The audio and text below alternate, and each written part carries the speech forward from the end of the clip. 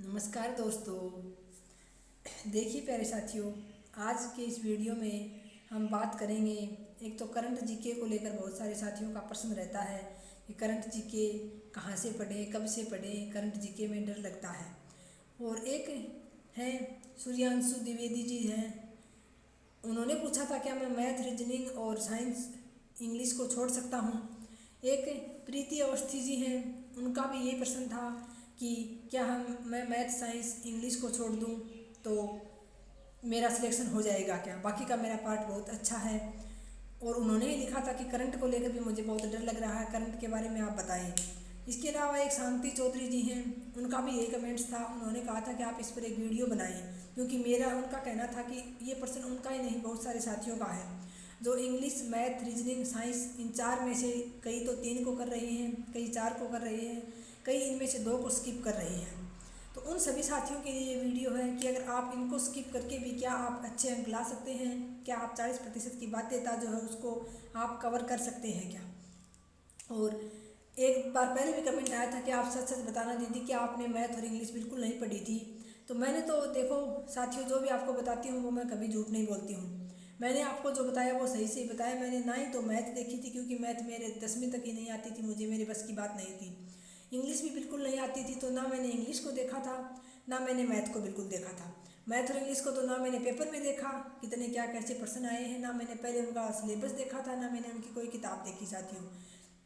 क्योंकि मुझे लगता था कि ये मुझे नहीं आता है, बिल्कुल ही नहीं आते हैं, तो मैंने इनको छेड़ा ही नहीं। रही बात साथियों रीजनिंग की और साइंस की, तो मैंने रीजनिंग के टॉपिक ज़रूर हल किए थे, कुछ अभ्यास भी किया था। और साइंस जो है मैंने 9th और 10th की पासबुक आती है, एनसीईआरटी की जो बुक आती है उसमें से उनके चैप्टर पढ़े थे। फिर पासबुक में से मैंने छोटे क्वेश्चन भी किए थे उन्हीं टॉपिकों के, जो अन्य महत्वपूर्ण प्रश्न दिए रहते हैं पासबुक में, 10वीं 9वीं 10वीं की, वो प्रश्न भी मैंने किए थे। पासबुक में से भी मैंने जो है वो उनको रटा था। लेकिन साथियों फिर दुर्भाग्य कहिए या सौभाग्य कुछ भी कहिए, लेकिन मेरे साइंस के प्रश्न भी मैंने एक ही प्रश्न किया था जो मैंने पढ़ा रटा, उसमें से एक ही प्रश्न आया था और वो भी मेरी गलतफहमी के कारण गलत हो गया था। एक प्रश्न रीजनिंग का मैंने करने की कोशिश की थी, बाकी तो रीजनिंग के साथियों मेरे समझ में ही नहीं आई, क्योंकि मैथ्स की तरह दे रखा था उनको, तो मेरे समझ में नहीं आए, तो मैंने उनको छेड़ा भी नहीं। एक प्रश्न मैंने रीजनिंग का किया था, वो भी मेरा गलत हो गया था। तो मैंने प्रश्न तो कुल 54 ही किए थे।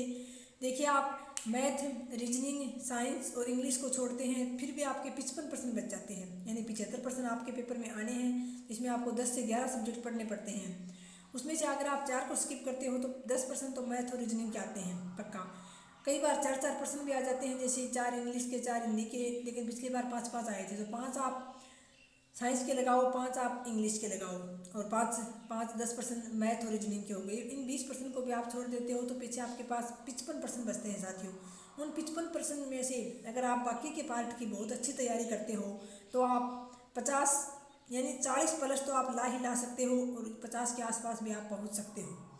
जहाँ तक मेरी बात बताऊं साथियों, तो मैंने बता दिया, मैंने आपको मैथ और साइंस को बिल्कुल नहीं चढ़ा था, इन 2 में कोशिश की थी, तो इन 2 में भी आप देख लीजिए मेरे 2% नेगेटिव मार्किंग में गए, दोनों गलत हो गए थे।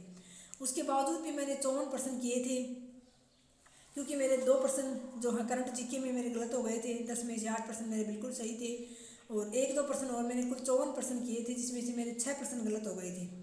48% मेरे सही हुए थे, और उसमें से 2 फिर माइनस मार्किंग में जाके मेरे कुल 45% बचे थे साथियों। 1% आरपीसी ने डिलीट कर दिया था, उसको काट कर भी मेरे कुल फिर 45% ही बचे थे। तो 45% कम नहीं होते हैं 75 में से, जिसमें से मैंने मैथ और इंग्लिश को तो बिल्कुल हाथ भी नहीं लगाया था। तो अब आप सब साथियों की ये जिज्ञासा है कि क्या हम इनको स्किप करके जो है सिलेक्शन पा सकते हैं। तो साथियों आप बिल्कुल इनको स्किप करके सिलेक्शन पा सकते हैं, लेकिन आपको बाकी का जैसे पार्ट है, जैसे इस बार कुछ दुविधा और बढ़ा दी है साथियों।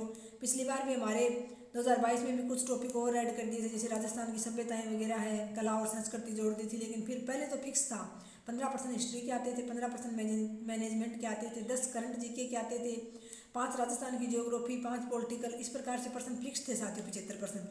लेकिन पिछली बार ये थोड़ी दुविधा पैदा कर दी उन्होंने, कुछ और ऐड कर दिया, जैसे राजस्थान की कला संस्कृति सभ्यताएं जोड़ दी थी।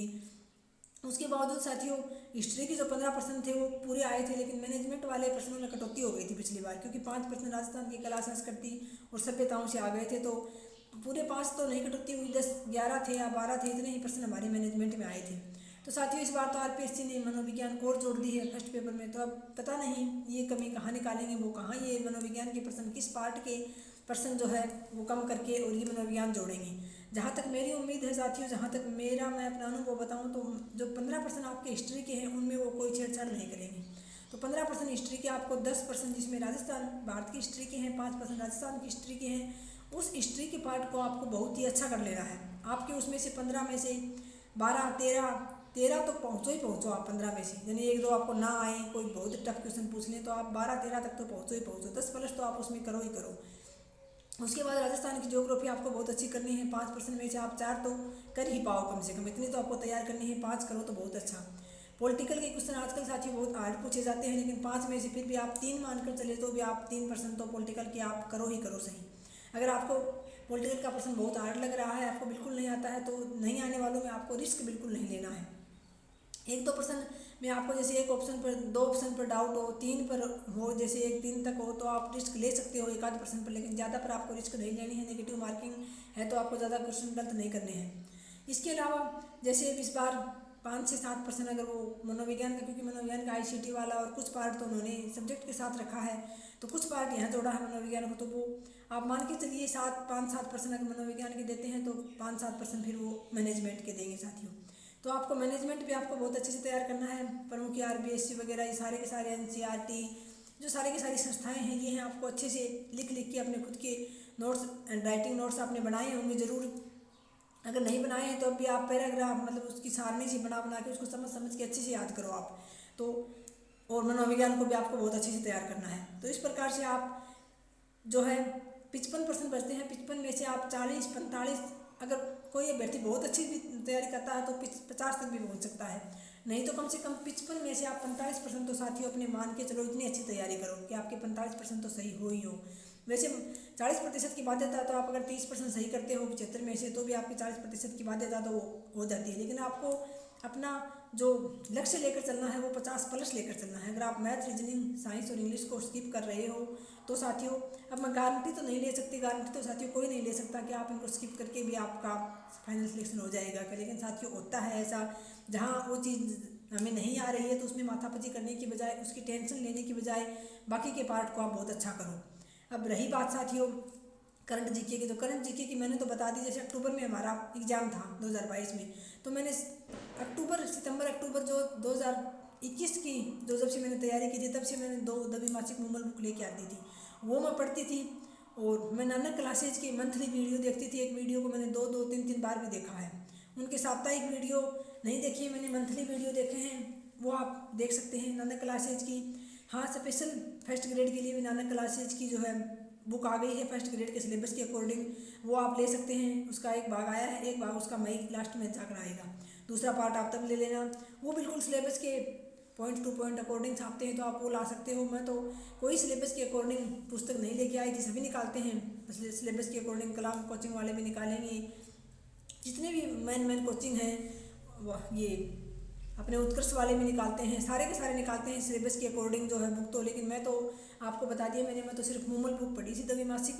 मुकेश ढाका सर जो भी करंट जीके करवाते हैं, उस वीडियो को आप बिल्कुल भी चूक मत करना, उन वीडियोज़ को आप ज़रूर देखना, क्योंकि वो बहुत थोड़ा मैटर लेके आते हैं लेकिन मूमल का सार लेके आते हैं वो हमेशा। तो उनकी वीडियो देख लेना। मैंने उनके वीडियो देखे थे और मैंने नानक क्लासेज के साथियों मंथली वीडियो देखे थे। जहाँ तक करंट के 10% की बात है तो उसमें से 5 से 6% हमारे राजस्थान के आते हैं, और बाकी के बचे 5% में से जैसे दो वर्ल्ड की है करंट जीके उससे पूछ लिए, 3 भारत से पूछ लिए, इस प्रकार से पूछ जाते हैं। लेकिन साथियों अगर आप लगातार समसामयिक से जुड़े रहोगे तो ऐसा कोई 8% वो नहीं पूछते हैं कि वो आपको नहीं आए। बिल्कुल आपको महीनता से नहीं देखना है, जो पीछे के पेपर हैं वो आप उठाकर देखोगे उनमें किस तरह के प्रश्न पूछ रखे हैं। जैसे खेलों के बारे में या कोई बड़ा पुरस्कार हाल ही में वितरित हुआ है तो उसके बारे में, इस प्रकार के प्रश्न पूछे जाते हैं। तो आप पीछे के प्रश्न पत्र उठा के देखना, उसी से संबंधित आप ज़्यादा मैटर पढ़ना, उन्हीं को याद रखना। और बाकी तो साथियों करंट तो आपको पता है दिन में ही कितनी करंट बन जाती है, कितने ही नए तथ्य जुड़ जाते हैं, लेकिन वो सारे याद नहीं होते हैं।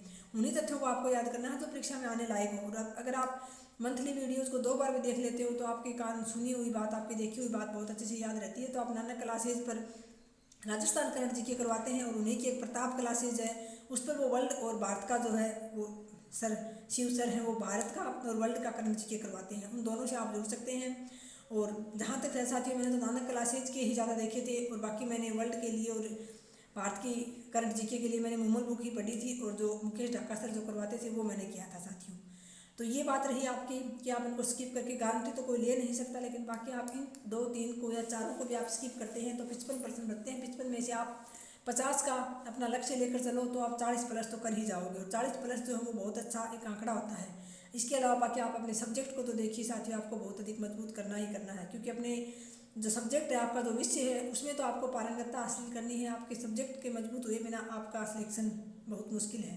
तो अपने सब्जेक्ट को तो आपको बहुत अधिक गहराई से, बहुत अधिक अच्छे से पढ़ना ही पढ़ना है, लेकिन इसके लिए भी आपको 40% वाले बाध्यता के लिए भी, और वैसे भी आप में को इसमें भी ज़्यादा से ज़्यादा प्रश्न करने हैं, क्योंकि साथियों वहाँ मारामारी एक एक अंक की नहीं, पॉइंटों की रहेगी। पॉइंटों में बच्चे रह जाएंगे और पॉइंटों में ही बच्चे लग भी जाएंगे। तो आपको इस प्रकार से अपनी एक व्यू रचना बनाते हुए, इस बचे हुए 2-3 महीने जितने भी बचे हैं, एक बहुत ही शानदार व्यू रचना बनाते हुए बिल्कुल दुनियादारी से कट के और अपने आप में ही मगन रह के और आपको तैयारी करनी है। इस बचे हुए समय में आप इन चीज़ों को स्किप करके, आपको जवाब मिल गया होगा। प्रीति अवस्थी जी और शांति चौधरी जी, इन दोनों ने कमेंट्स किया था कि आप इस पर एक वीडियो बनाएं, बहुत सारे साथियों का ये क्वेश्चन है, तो मैंने आपको इस पर वीडियो बना दिया है।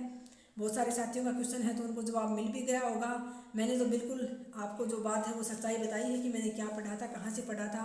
और आप देख सकते हैं मैंने जो 15% हिस्ट्री के हैं उसमें से मेरे 14% सही थे बिल्कुल, और 1% उन्होंने सही था, वो भी डिलीट कर दिया था। तो आप देख सकते हैं मेरे जो मैंने टेलीग्राम पर उपलब्ध करवा रखे हैं वही नोट्स मेरे पास है। बहुत ज़्यादा नोट्स नहीं है वो, लेकिन मैंने अजय चौधरी सर का कोर्स लिया था, उन पर मैंने विश्वास रखा था और उसी मैटर को मैंने बार बार पढ़ा था। इसके अलावा मेरे पास कोई बुक नहीं थी। कुछ वीडियोज़ मैंने यूट्यूब से ज़रूर देखे थे, उसके बाद कला और संस्कृति जुड़ गई थी। उसके बाद मैं एक बुक लेके आई थी राजस्थान कला और संस्कृति की, अभी मेरे नाम ध्यान में नहीं है, वो नरोत्तम लाल सन्नी है क्या, उनकी बुक है वो। उसमें राजस्थान की हिस्ट्री और कला संस्कृति आती है, तो वो बुक मैं बाद में लेके आई थी। उससे मैंने कुछ टॉपिक ज़रूर पढ़े थे।